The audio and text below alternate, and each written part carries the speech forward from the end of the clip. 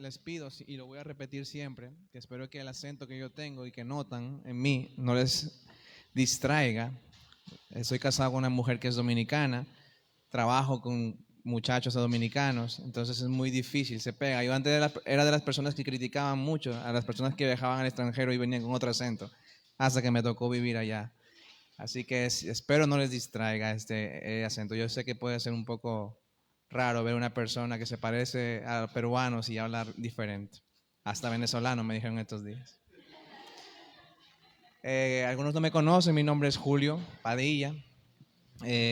Yo conocí a Carlos en el 2012, justamente en una crisis que yo tenía muy emocional. Estaba en Chile justamente cuando fui a visitar a mi mamá que trabaja allá.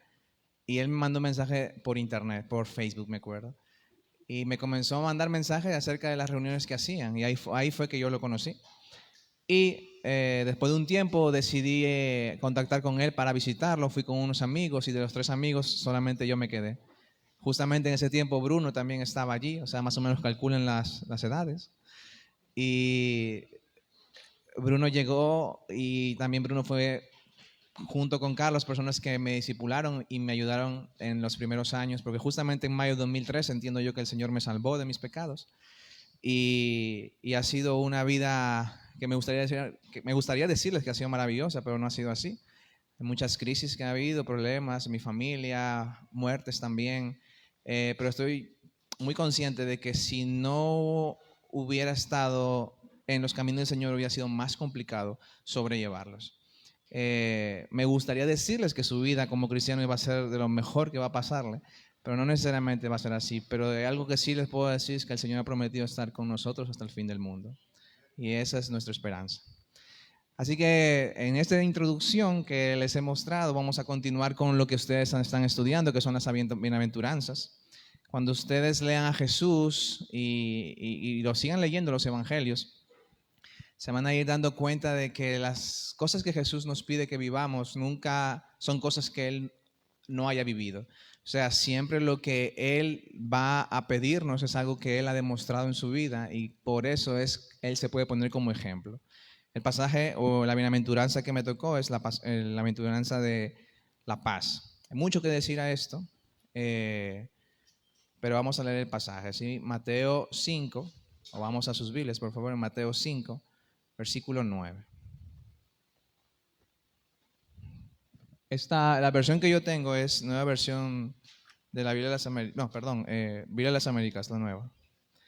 Dice, bienaventurados los que procuran la paz, pues ellos serán llamados hijos de Dios. Y este mensaje está titulado Llamados a ser pacificadores. Y hay mucho que decir acerca de eso. Pero vamos a orar. ¿Sí? Señor, te damos gracias esta mañana. Gracias porque tú eres un Dios bueno. Tú eres un Dios que a pesar de las diferentes cosas que están pasando en nuestras vidas, tú sigues siendo fiel a las promesas que nos has dejado en tu palabra. Ayúdanos a ser diligentes, a buscarlas, donde tú nos has guiado. Ayúdanos en tu palabra, en la Biblia. Ayúdanos a buscarla allí, a aferrarnos a ellas, a confiar en ti, a conocerte más, para poder así amarte más y poder salir energizados a la misión que tú nos has encomendado de compartir tu palabra hasta los confines de la tierra. Te pedimos, Señor, que tú seas, como decía Carlos, que tu presencia vaya con nosotros, citando el ejemplo de Moisés. Señor, si tú no vas con nosotros, no tiene sentido nuestra vida. El cielo se llama cielo porque tú estás allí, Señor. Así que danos esa confianza que solamente tú puedes ofrecer, porque tú eres un Dios que no miente, eres un Dios que lo que tú has dicho se va a cumplir. Ayúdanos a no poner promesas que tú no has dejado, ayúdanos a buscarte, a buscar tu rostro, a buscar la esperanza que hay en Jesús y en su reino, y ayúdanos a extender esa esperanza a otras personas, especialmente las personas que están sufriendo ahora por la pérdida de un ser amado. Así que ayúdanos esta mañana a entender qué quisiste decir con que bienaventurados son aquellos que procuran la paz, porque nuestro deseo es estar contigo y tú dices que los que están contigo son llamados hijos de Dios, hijos tuyos. En el nombre de Jesús oramos, Señor. Amén. Miren, yo aprendí a manejar o conducir un vehículo hace tal vez 3 años. Y aquella persona que dice que si tú aprendes a manejar o conducir un vehículo en Dominicana, tú puedes conducir en cualquier parte del mundo. Porque en Dominicana, mi mamá estuvo ahí recientemente en estas fechas de Navidades y ella me habrá escuchado decir muchas veces, pero ¿por qué tú te metes así? ¿O por qué el carro entra así? Porque en Dominicana es común que tú estés en un carril que solamente va hacia o de frente y vas a encontrar muchos motos o motores, como se dicen allá, que van en contra tuya. Yo no sé si eso ya está aquí, pero allá es muy común encontrar eso. Y yo por movilidad, el día de ayer, este fin de semana, tuve que alquilar un vehículo. Y yo dije, bueno, si aprendí a manejar en Dominicana, ya estoy listo para esto. Y comencé a manejar aquí antes de ayer. Y es igualito o casi peor, especialmente porque las pistas de la ciudad de Trujillo están mal. Me monté en un taxi, me subí en un taxi en estos días y el taxi pasó por Chanchan yendo del aeropuerto para mi casa, la casa de mi tía, perdón, y esos caminos están muy malos, pero el taxista se metió así como a 60 kilómetros por hora, que yo decía, pobre su carro, y le pregunté si era de él, me dijo, sí, es mío, yo, ok, porque o sea, no entiendo, pero yo entiendo que es un tema que allá yo no lo veo, porque el carro que pasa en badenes, se llaman los hoyos que van para que pase el agua, porque llueve mucho, dañan el vehículo si pasas muy rápido. Al final es un gasto para ti. El punto de traer el tema de la conducción es que mientras veníamos acá y le decía a mi mamá hablando, hubo una señora en un carro que se veía que era un carro antiguo, pero un carro duro me refiero, y se metió de golpe. Y digo, señora, qué imprudente. O sea, yo hablando, obviamente la señora no me escucha, ¿verdad? Pero yo en mi mente decía, señora, qué imprudente. Y cada vez que pasa eso, o me pasaba en Dominicana, me está pasando aquí, siento que si la persona se baja del carro, yo estoy a punto de poder explotar, o sea, de continuar, de extender ese enojo que yo tengo, porque siento que no es justo.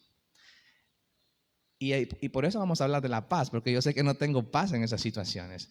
Y probablemente alguno de ustedes, aunque no está conduciendo, se ha encontrado con situaciones de conflicto en sus trabajos, en sus casas, en sus familias.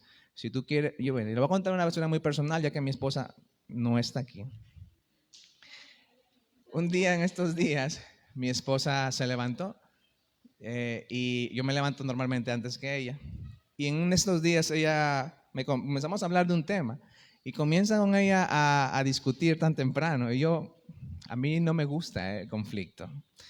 Creo que vi mucho conflicto cuando era niño, que le huyo del conflicto. Eso no significa que tú busques la paz, son dos cosas diferentes. Pero bueno, entonces, y yo le comienzo y le pregunto, ¿pero por qué tú pelear allá en Dominicana es discutir? ¿Por qué tú me peleas tan temprano? Y ella me dijo las siguientes palabras que nunca me voy a olvidar. Es que me encanta pelear contigo. Yo cuando la escuché, yo dije, ¿cómo así? Es que mi amor, ¿con quién más voy a pelear? Solamente contigo puedo pelear.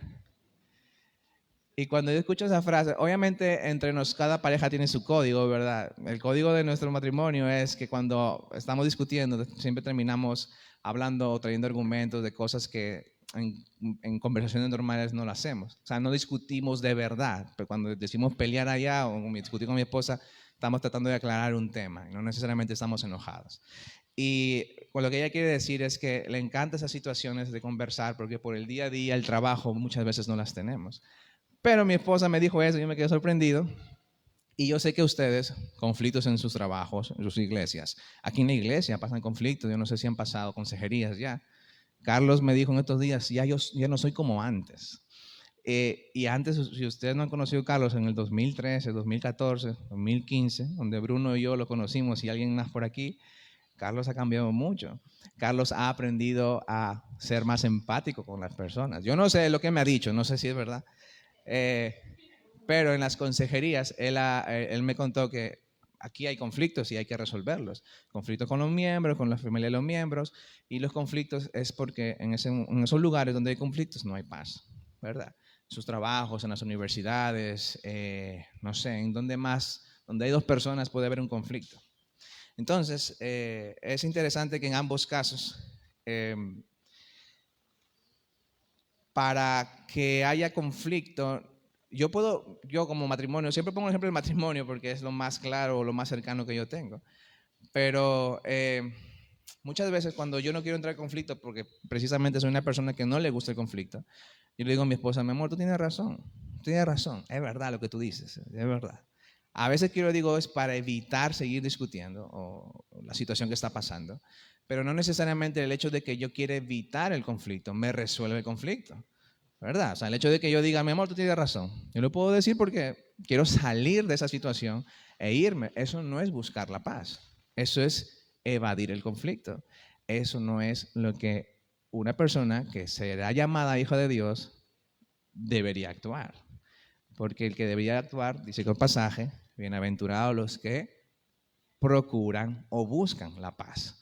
Y ahí vamos a ver más adelante que esas palabras son palabras en modo activo. Eso es una acción que yo tengo que hacer. Hay dos formas como este celular pueda caer al piso.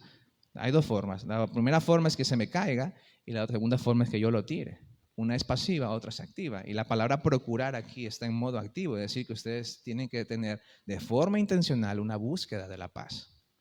Pero bueno, para darle un poco el contexto, ustedes están en el Sermón del Monte. El Sermón del Monte, muchas personas, bueno, el Sermón del Monte está en capítulo 5 al 7 de Mateo. Mateo es un judío escribiendo para judíos, un judío traidor, un judío publicano, que recaudaba impuestos y era una persona muy sigilosa al momento de escribir. Por eso él detalla mucho. O sea que es muy probable que las palabras que están registradas aquí en el Sermón del Monte sean precisamente las que él oyó en ese lugar cuando Jesús se sentó y enseñó.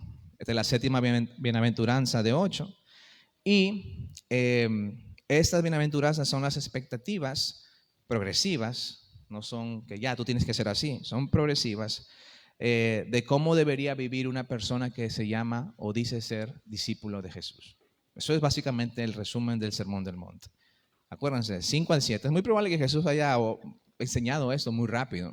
Nosotros porque leemos lento, leemos capítulo 5, versículo 1 hasta el 9 y después 5 al tanto, lo vamos dividiendo, pero es muy probable que esta enseñanza haya durado 5 minutos. Si ustedes lo leen de una vez todo de una sentada, imagínense a Jesús dando ese discurso, pues el primer discurso de Mateo, no es tan larga como muchos de nosotros pensamos. Y ¿dónde está ocurriendo o dónde Jesús está enseñando el Sermón del Monte? El Sermón del Monte Jesús lo está enseñando donde el pueblo de Israel está siendo oprimido. ¿Por qué imperio? El imperio romano, ¿verdad? Y adivinen cómo el imperio romano fue que invadió el pueblo de Israel, en ese caso, o los demás pueblos, a través de la opresión, a través de la violencia. O sea, no era el pueblo romano, mire, queremos ser el pueblo que les va a ayudar. No, ellos llegaban a poner su autoridad, el dominio sobre este pueblo, en este caso el pueblo de Israel allá en Palestina. Y es muy interesante porque Jesús llama a sus discípulos a ser discípulos que procuren la paz en un lugar donde no hay paz. Es un lugar donde hay guerra. Disculpen que ese carro no, es alquilado. Porfa, Carlos, si se prende la alarma de nuevo. Entonces, el punto es que en este caso donde el pueblo romano había sitiado ya a Israel, no hay paz. ¿Y por qué entonces Jesús llama a sus discípulos a buscar la paz? Acuérdense que hay un grupo paramilitar, lo voy a llamar así, que es de los de Simón el Celote. ¿Alguien ha visto The Chosen aquí? Sí, ¿se ha visto The Chosen? Simón el Celote o Seth en inglés. Me encanta ese personaje porque cómo se transforma él o como presenta la serie, yo entiendo que era una de las personas de este grupo terrorista que buscaba la forma de acabar con líderes específicos romanos. Y este grupo estaba allí. ¿Por qué? Porque ellos entendían que el rey del futuro Mesías, el Mesías significa ungido, o sea, el ungido del pueblo de Israel, el próximo rey, iba a ser una persona que los iba a liberar de la opresión del enemigo. Pero el pueblo de Israel estaba pensando en una opresión física, como Roma. Pero Jesús les va a enseñar que es una opresión más profunda en el corazón, que es la opresión del pecado. Y Jesús por eso está diciendo, miren, esta situación difícil, yo no quiero que tengan en su mente un tipo de persona de Mesías que yo no soy. Por eso Jesús, el nombre que más le gustaba llamarse a sí mismo, no era Mesías, él era el Hijo del Hombre, porque él no quería confundir a sus seguidores el tipo de persona que el pueblo estaba esperando, porque el pueblo estaba esperando a alguien que se iba a llamar Príncipe de Paz. Ellos estaban esperando a una persona como David. David, un guerrero que iba a la batalla, ganaba, pero Jesús es más que David. Entonces, además, hablamos primero que son las bienaventuranzas, el sermón del monte, que es la expectativa progresiva de Dios de cómo debería vivir un discípulo de Jesús. Hablamos de que el pueblo estaba bajo el imperio romano. Además, también, la élite religiosa de ese tiempo eran ¿quiénes eran? Los fariseos, ¿verdad? Y los fariseos abogaban siempre un cambio exterior. Y además también estaban allí otra élite menor que era los saduceos, que siempre confabulaban con Roma. ¿Para qué? Para poder mantenerse en el poder. O sea, tú tienes a los romanos oprimiéndote a nivel de pueblo, tienes a los fariseos oprimiéndote con reglas y tienes a saduceos oprimiéndote con el imperio romano siendo parte de tu pueblo. Entonces tú tenías solamente 3 opciones. Número 1, o colaborabas con Roma. Número 2, te unías a los celotes en la revolución. O número 3, que es la que yo hubiera hecho si vivía en ese tiempo, me hubiera tirado a la desesperanza. Pero Jesús trae una opción número 4 y esa es la que vamos a ver ahora. Entonces, aquí hay un término que tengo que introducir.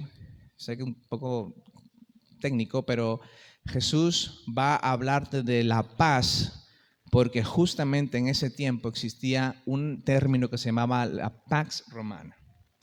Y la Pax Romana era, para los romanos, un lugar de bienestar o de prosperidad de Roma a un pueblo, pero que había sido a través de el dominio, la presión y la guerra, el conflicto, la violencia. Es decir, el pueblo de Israel vivía bajo la opresión romana, pero vivía en su vida normal.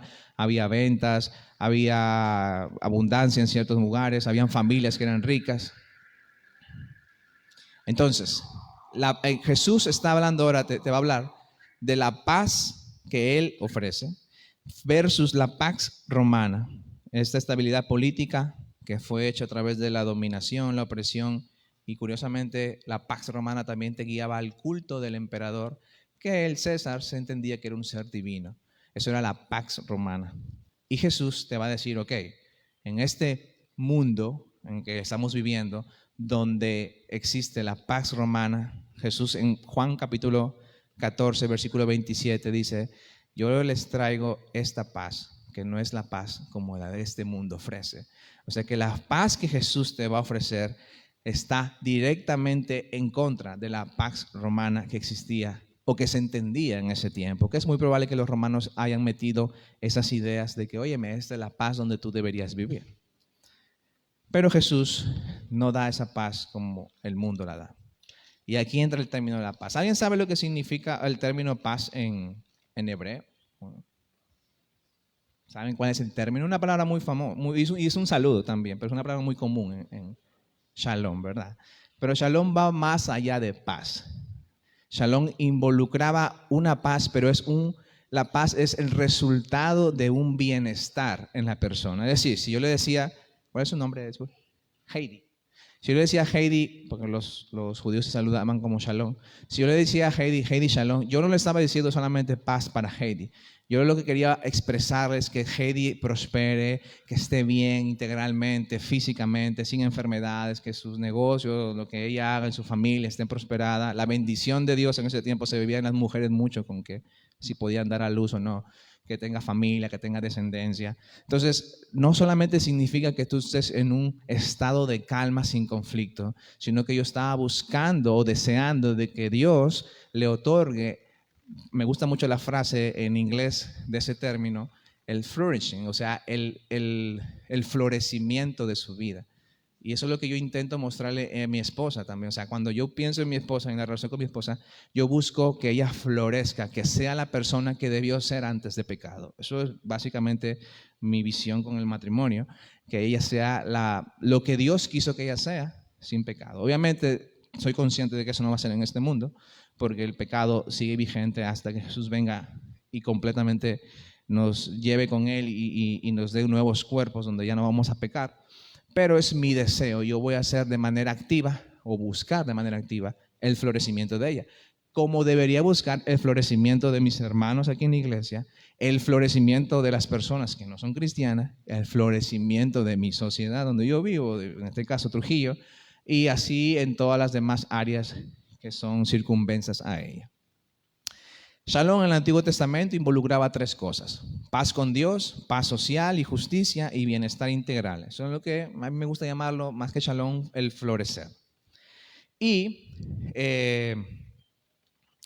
la paz que Jesús está pidiendo aquí no es una paz que evita las peleas o los conflictos, porque Jesús, no sé si ustedes saben, o han leído el pasaje que dice Jesús que Él no vino a traer, como vamos a ponerle, la paz entre el hijo y la madre, el hijo y el padre, etcétera, si no vino a traer espada, etcétera, etcétera. Si no se lee el contexto, se pueden malinterpretar esos pasajes, pero lo que Jesús vino a hacer no fue literalmente a evitarles el conflicto a nosotros, sino nos vino a salvarnos del conflicto para dejarnos en este mundo y que después nosotros en la misión de Dios trabajemos el conflicto con lo que Él hizo con nosotros primero. Vamos a entrar un poco más en detalle en eso en un momento.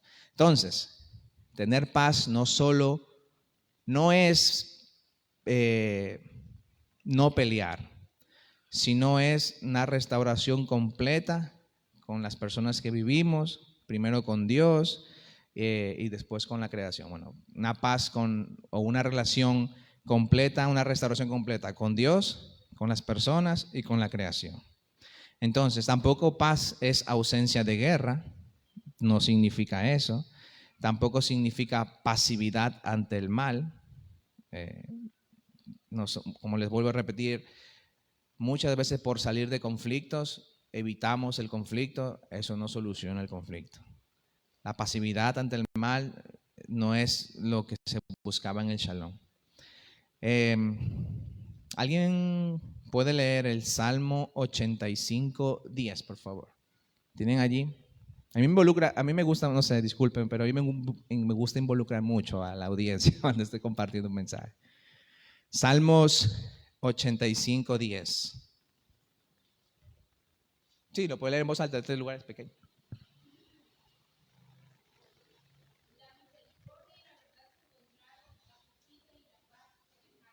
Amén. La justicia y la paz se besaron y la misericordia y la verdad están juntas. O sea, como que tú no puedes, para la mente judía de ese tiempo, separar la paz de la justicia, pero tampoco la misericordia de la verdad. O sea, son términos que se van englobando todos juntos. Al final, todos juntos, o sea, yo no puedo decir que estoy en paz si no traigo esa paz en base a justicia. Pero tampoco puedo dar algo de justicia sin traer la misericordia que Jesús nos da a nosotros. Todas esas están relacionadas y tienen que ver con el Shalom. Porque Jesús, hermanos y amigos que están aquí, fue quien verdaderamente trajo el Shalom a nuestras vidas. Fue quien trajo el verdadero florecimiento. Primero, porque nos dio una paz con Dios, ¿verdad? Nos restauró. Nosotros éramos enemigos de Dios. Y Jesús, debido a su sacrificio, bueno, a su vida, a su sacrificio, a su muerte y a su resurrección, dice primera carta de Pedro, nos llevó a Dios, nos amistó con Dios y Él nos trajo paz para con Dios. Número 2, nos trajo, en ese tiempo había mucho conflicto de los judíos tenían un concepto mal de lo que era la promesa de Dios. ¿Alguien sabe las 3 grandes promesas que Dios le dio a Abraham en Génesis capítulo 12? ¿Se recuerdan? Carlos me hacía memorizarme esta cosa, no sé qué está pasando. No, le dice que le promete que le va a dar una descendencia grande, ¿verdad? Le va a dar una tierra y le va a dar y en su familia serán benditas todas las naciones. O sea, su familia iba a ser, y su descendencia, un punto de bendición para las demás personas del mundo. Y lastimosamente, como todo ser humano que se cree, le entra el orgullo y se le va subiendo, los judíos entendían que ellos eran el pueblo único de Dios. y ellos no entendían que era el pueblo que iba a bendecir a otras familias para que conozcan a Dios. Si ustedes ven dónde está el pueblo de Israel en el mapa, en los mapas antiguos, y investigan un poquito, se van a dar cuenta que el punto donde está el pueblo de Israel es un punto muy estratégico para el comercio, donde muchos pueblos tenían que hacer esas rutas, porque era la más fácil, después tenían que entrar por el desierto, para hacer negocios, y obviamente aquellos pueblos que entraban y salían por el pueblo de Israel veían una adoración al Dios único. Inclusive este lugar donde Dios les dio la tierra tenía propósito. Pero entonces Jesús viene y comienza a hacer su ministerio no solamente a judíos, sino también a gentiles. Los gentiles son los que no son judíos, eso es lo que significa gentil, nada más. Entonces Jesús viene y comienza.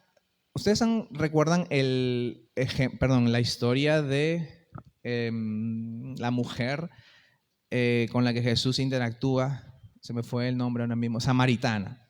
La mujer samaritana, ¿verdad? La hora a la que Jesús fue, la mujer samaritana, ¿alguien sabe qué hora fue? Al mediodía. ¿Y quién va al mediodía a sacar agua donde el sol está directamente en tu cabeza? Mi tío falleció hace 2 días y fuimos a enterrarlo a las 2 de la tarde. Y fue una ceremonia donde tú cargabas el ataúd, ibas caminando con el sol que caía ahí. Y yo decía, bueno, este sol no pica como, bueno, picar o no quema tanto como República Dominicana, donde siempre hace sol. Pero hacía calor. Entonces la mujer samaritana iba allí, ¿por qué? Porque era una mujer que en esos lugares, a esa hora, ella entendía que no iba a haber nada. O sea, nadie iba a estar allí en ese momento. ¿Por qué? Porque era una mujer que había tenido 5 esposos, siempre, era una mujer que era promiscua, ¿verdad? Una mujer que siempre estaba de hombre en hombre y el hombre con el que estaba no era su último esposo, que es lo que Jesús le dice. Y Jesús conversa con ella. No es normal en la cultura de que primero un hombre converse con una mujer y peor aún que un judío converse con un samaritano por una historia que no voy a entrar en detalle, pero un conflicto que hubo en la historia entre judíos y samaritanos. El punto está que para los judíos Samaria era gentil. Y por eso la mujer le pregunta a Jesús, pero tú me estás hablando a mí, que soy tú judío, me hablas a mí samaritana y tú hombre. Y Jesús comienza a darle y traerle esperanza. Óyeme, el agua que tú estás buscando no te va a saciar. Yo soy el agua que te puedo saciar. Y Jesús vino a traerle esperanza a una mujer que no era parte del pueblo de Dios. Era una mujer gentil. Y Jesús vino a romper esa guerra, conflicto entre etnias o entre etnias, entre judíos, samaritanos, serofenicios, etcétera, etcétera, griegos, romanos. Y Jesús no solamente nos da el shalom con Dios, nos da la paz con Dios, sino también nos da el shalom con las personas, porque Él vino a romper esas barreras culturales que, aunque ustedes no lo crean, probablemente algunos de ustedes lo tengan con la migración de venezolanos aquí. Yo sé que cada uno puede tener su postura con respecto a eso, pero el hecho de que tengas tus posturas no significa que no se deba buscar el shalom con los extranjeros. ¿Por qué? Porque yo soy extranjero en la tierra de mi esposa y a mí nunca me han tratado mal. Pero ahí hay muchos venezolanos también. No han tratado tampoco mal a los venezolanos, porque Dominicana tiene un conflicto histórico con el país vecino, que es el país de Haití. Entonces, con los haitianos, que a veces cuando yo lo digo suena para mí despectivo por la forma en cómo algunos dominicanos lo dicen, yo siempre les he dicho, no siempre, algunas veces les he dicho a ellos que ellos deberían buscar el shalom con esa etnia, porque no todo haitiano es malo, según nuestro pensamiento, y no todo venezolano que está aquí tampoco tiene malas intenciones. A veces la necesidad que hay, mi mamá trabaja en el extranjero, en Chile, y Perú y Chile tienen conflictos también históricos a nivel de guerra. Mi mamá se salva porque mi mamá parece chilena. Entonces, yo creo que hasta que habla, ¿verdad? No se le sale el acento. Pero hay discriminación, hay racismo. Y Jesús vino a romper eso. Y lo hizo buscando a los gentiles y no solo a los judíos.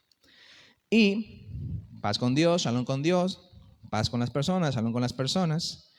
Y Eh, Jesús, en la persona de Jesús, donde se restaura ese shalom, esa paz, hay muchas implicaciones para nosotros el día de hoy. Y con esto ya voy cerrando. El versículo o la otra parte del pasaje dice, bienaventurados, o sea, van a tener una gran aventura, van a ser felices, llenos aquellas personas que buscan la paz, porque serán llamados hijos de Dios. Aquí hay una mención escatológica, vendría a ser, porque dice que serán, yo no voy a entrar en ese detalle, eso se lo dejo a Carlos, se lo preguntan a él, qué implica que serán llamados hijos de Dios, pero eso no significa que los que buscan la paz no serían reconocidos como hijos de Dios en ese momento.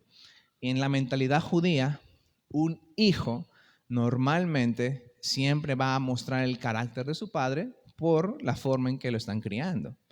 Por ejemplo, vamos a poner el caso de mi esposa. ¿Okay?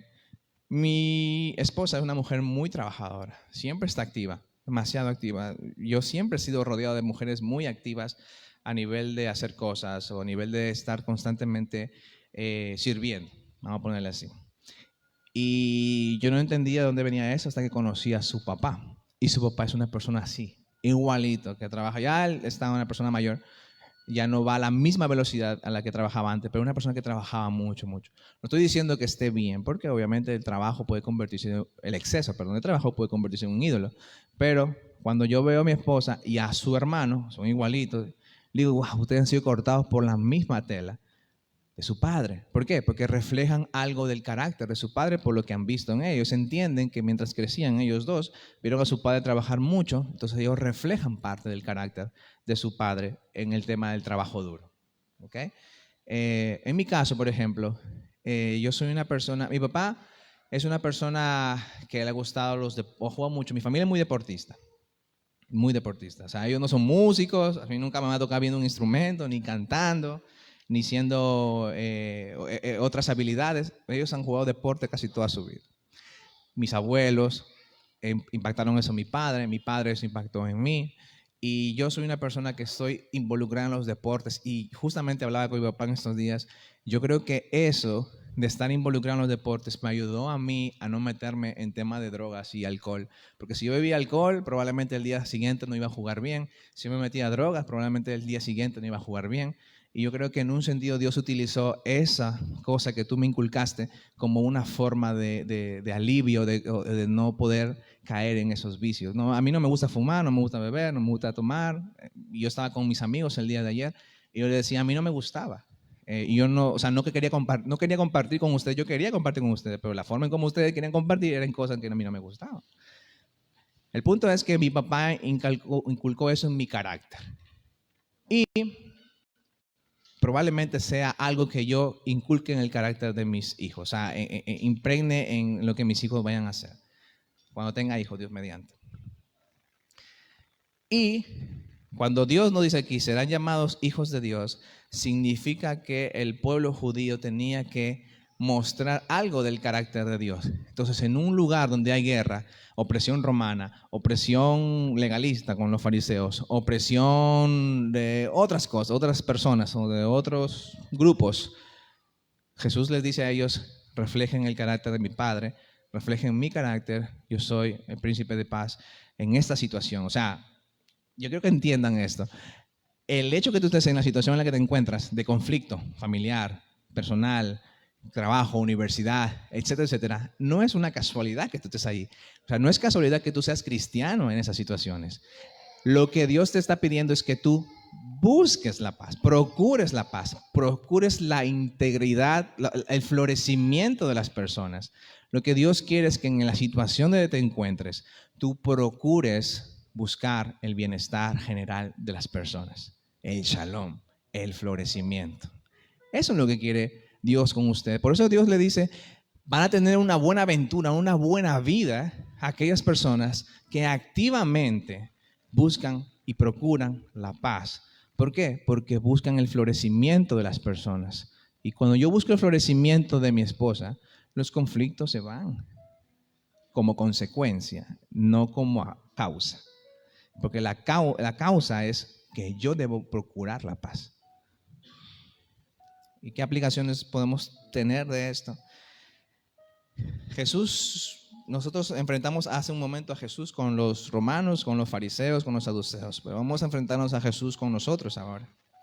Así como Jesús nos reconcilió a nosotros, nos trajo el shalom con Dios, nosotros somos llamados a buscar el shalom de Dios, el shalom de las personas con Dios a través del Evangelio. O sea, las buenas noticias que proclamamos y que vivimos hacia los que no creen aún en Jesús es la forma en cómo Jesús les trae el shalom a esas personas a través de las buenas noticias de salvación, que es el Evangelio. Lo que estamos aquí reunidos y hemos entendido, hemos llegado porque alguien nos compartió el mensaje. Óyeme, yo sentía una culpa antes de ser cristiano, que yo no sé cómo podía, si alguien ha leído el Progreso del Peregrino. El Progreso del Peregrino hay una frase cuando está subiendo y ve la cruz que cargaba una mochila grande. Yo sentí una mochila tan grande, culpa, mucha culpa. Yo pedía perdón y la culpa no se me iba. Hasta que alguien, y yo no me acuerdo quién fue, que me predicó el Evangelio, y yo dije, wow. Y yo me acuerdo que en mayo de 2013, después cuando Carlos me fue explicando lo que me habían compartido, dije, pero es verdad. Jesús vino a este mundo a pagar por esos pecados. Ya yo no tengo que cargar esa culpa. Y así como cristiano, el del profesor Peregrino, se le cae esa mochila que cargaba grandísima de su culpa. Yo me acuerdo que lloraba ese día de felicidad. Nunca me voy a olvidar. Lloraba de felicidad porque ya esa culpa se fue. Porque Dios vino a pagar esa culpa. Pero así como alguien me predicó a mí, nosotros estamos llamados a compartirles noticias a otras personas que probablemente te esté cargando la misma mochila que un día nosotros cargamos. La mochila de la culpa. Así que, así como Jesús nos vino a nosotros a reconciliar con Dios, nosotros también estamos llamados a buscar la reconciliación de las personas con Dios a través del Evangelio. Así como Jesús, vino a buscar justicia y misericordia. Los dos grandes mandamientos son amar a Dios y amar a tu prójimo como a ti mismo, ¿verdad? Y es interesante cómo Jesús resume los 10 mandamientos dados en la ley con Moisés en esos gran mandamiento, porque el hecho de que nosotros busquemos a Dios y prediquemos el Evangelio no significa que no debemos buscar el bienestar físico de las personas. Nosotros debemos procurar el shalom. Acuérdense que el shalom es un concepto más integral que solamente algo espiritual, porque ustedes no solamente son espíritu. Ustedes son espíritus, son personas físicas, materiales. Jesús ahora mismo es una persona material porque Él resucitó. Entonces, la restauración tiene que ser integral en cuanto ustedes puedan, ¿verdad? Si ustedes ven que esa persona tiene hambre, pues les predicas el Evangelio, pero también le puedes proveer algo que coma. ¿Por qué? Porque esa persona no solamente es espíritu, también es cuerpo. Entonces, así como Jesús trajo con su muerte y su resurrección justicia para con Dios y misericordia para nosotros estamos llamados también a buscar esa justicia como decía Carlos hace un momento, o sea, en la escuela dominical, en la escuela bíblica, acerca del juez injusto y todo eso. Nosotros debemos procurar la justicia, pero esa justicia tiene que ir con misericordia también. No es tan fácil en la vida real, pero es algo que Jesús nos ha llamado, y mientras más lo practiquemos, no debo decir que es más fácil, pero va a ser más, vamos a hacerlo como un hábito que se va formando. Va a ser algo que no nos va a costar tanto como nos costaba antes, pero debemos buscar la justicia y la misericordia, porque Jesús procuró la justicia y la misericordia con nosotros. Y también tenemos que buscar romper las barreras sociales de las etnias. Jesús las rompió. El Evangelio es para cualquier persona, peruano, haitiano, dominicano, chileno, no importa su etnia social y no importa cuánto dinero tenga, cuánto dinero no tenga, no importa si tiene carro, no importa si, no sé, todo lo que ustedes conocen en sus vidas. Eso no importa. Jesús vino a romper estos paradigmas culturales que tenemos nosotros en nuestra vida, y vino a traer un nuevo reino, y vino a traernos el shalom, ya sea en la iglesia, el trabajo, en la escuela, en la universidad, en la sociedad. Nosotros debemos procurar la justicia y la misericordia con las personas en esos lugares. Así que, ¿con qué concluimos? La paz no viene por la opresión, no viene por la violencia como la Pax Romana. La paz viene como la que Jesús da, porque Jesús es la encarnación de la paz. El mejor ejemplo de paz que tú pueden haber dado es Jesús mismo. Jesús como que si te hubiera dicho, como si te hubiera leído la mente y te hubiera dicho, ¿cómo yo veo la paz? Mírame a mí. Yo soy la paz, yo soy el príncipe de paz. Mírame a mí, imítame, búscame y llénate de mi espíritu para que puedas hacer lo que yo te he llamado a hacer. Además, debemos procurar la paz con justicia, con amor, con verdad y actuar. Para buscar la paz hay que actuar con valentía. Es muy fácil en un conflicto o una discusión querer ganar, pero también es muy fácil en una discusión o en un conflicto darte la razón para yo salir del conflicto. Pero es difícil y solamente los que están llenos del Espíritu Santo pueden buscar la paz en el conflicto para buscar el shalom para las partes involucradas o el bienestar para las partes involucradas. Y la promesa es que aquellas personas que hacen eso son hijos de Dios en el sentido presente y en el sentido futuro. O sea, si tú eres hijo de Dios o te llamas a ti mismo hijo de Dios, debes ser la persona no que evite el conflicto, sino que activa, de forma intencional, busque la paz. Y no es fácil, pero para eso el Espíritu Santo les va a guiar tanto a ustedes a mí para procurar la paz, porque los que procuran la paz son llamados hijos de Dios. Amén. Oremos. Señor, te damos gracias esta mañana. Gracias por recordarnos que la paz no viene por la violencia, no viene a través de la forma en cómo el mundo ve la paz, en donde no hay nada, donde hay silencio. No, la paz viene en el conflicto, Señor. Tú viniste en el conflicto en que tu pueblo vivía, un conflicto romano, un conflicto de opresión. Y tú viniste a traer un mensaje de la esperanza, de creer en ti, de que tú reconciliarás a tu pueblo con Dios. Y lo hiciste en la cruz, Señor. Y resucitaste y convenciste a tus... Nos llamaste a nosotros a creer en el mensaje de tu evangelio, de que tú viviste, moriste y resucitaste, y a través de toda tu obra, Señor, tú nos amistaste con Dios. Ayúdanos, Señor, a recordar de que separados de ti, que eres el príncipe de paz, no vamos a procurar la paz. Ayúdanos a recordar de que es solamente a través de ti, de la llenura de tu Espíritu Santo, que vamos a ser agentes de cambio, porque se necesita ser valiente. Señor, danos valentía para buscar la paz en mi matrimonio, para buscar la paz en la relación con mis amigos, con mis padres, con mi padre, con mi madre, con mi esposo, con mi esposa. Ayúdame a ser agente de paz, Señor, porque si yo me llamo hijo tuyo, Señor, aunque no lo haga perfectamente, debo ser una persona que procure, que la busque, aunque sea a tienta, que sea poco, que sea mucho. Tú no pusiste aquí que serán llamados hijos de Dios los que alcancen la paz, sino los que la procuran, los que la buscan. Señor, ayúdanos a recordar que la vida cristiana no es blanco y negro, Señor. La vida cristiana podemos en nuestra vida tener esos matices de grises, porque significa que estamos cambiando, significa que nos estamos acercando a parecernos más a ti. Porque la vida cristiana, Señor, no involucra crecimiento. Por eso los ejemplos que tú nos diste en tu palabra es una semilla que se va abonando, se va regando y va creciendo hasta que da fruto, pero el fruto no se da de un día para otro, toma tiempo. Ayúdanos y trae esperanza a nuestros corazones de que tú eres un Dios que nos da la oportunidad constantemente de crecer en ti, en tu gracia. Ayúdanos a procurar la paz, Señor, en los momentos de conflicto. Tú eres un Dios bueno, un Dios que siempre cumples lo que prometes. Y tú has prometido que los que procuran tu paz serán llamados hijos tuyos. En el nombre de Jesús.